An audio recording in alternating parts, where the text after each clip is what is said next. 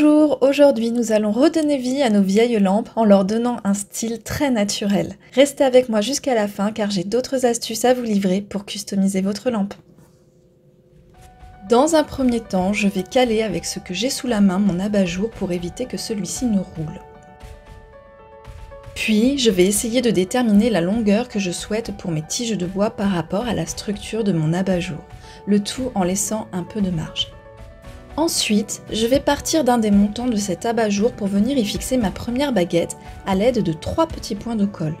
L'idée étant de partir sur une base bien droite afin d'avoir un résultat qui ne soit pas de travers. Avec 2 points cette fois, je place une autre baguette et j'en prends une autre qui me sert à déterminer l'écart entre mes 2 premières baguettes. En gros, l'écart entre chaque baguette correspond à la largeur d'une baguette, et ainsi de suite. Si votre abat-jour est lui aussi récupéré, il vous suffit de le dénuder de tout papier ou de tout tissu qui s'y trouve collé pour ne laisser que la structure apparente.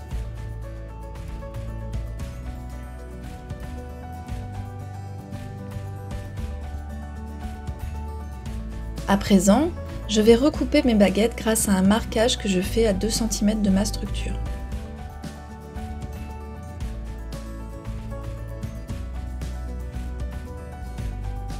Ma pince coupante avait vite fait d'envoyer voler à travers la pièce mes petits bouts de bois, alors voici l'astuce que j'ai trouvée pour éviter les saletés.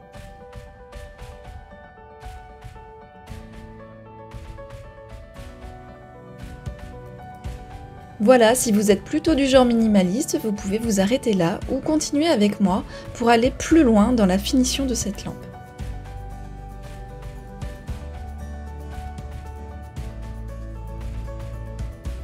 Vous voyez, que ce soit du raffia, de la laine ou de la corde, les finitions n'auront pas le même aspect.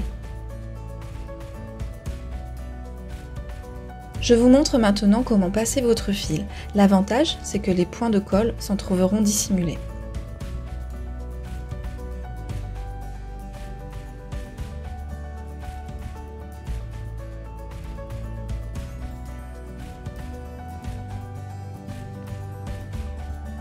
Je pars donc dans un sens,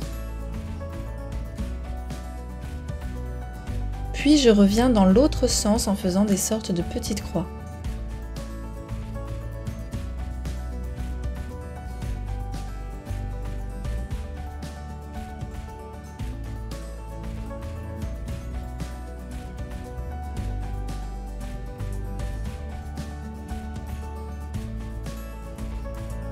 Une autre manière de faire vous permettra de réaliser des motifs sur votre lampe.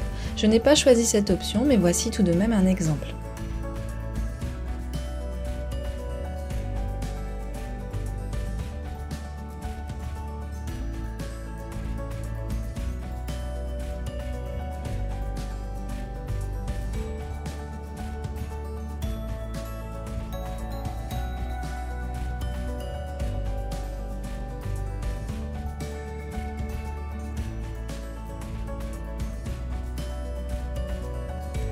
Pour ma part, j'ai utilisé une ficelle crème et argent que j'ai doublée et j'ai choisi de n'enrouler mon fil sur la structure que dans un seul sens. A noter que vous pouvez aussi essayer des fils d'aluminium souples que l'on utilise pour les bijoux ou bien pourquoi pas des Scooby-Doo. Le bois peut quant à lui être peint. Comme toujours, j'espère que ma vidéo vous aura plu. Si c'est le cas, merci infiniment de me le faire savoir par commentaire et ou en vous abonnant à ma chaîne.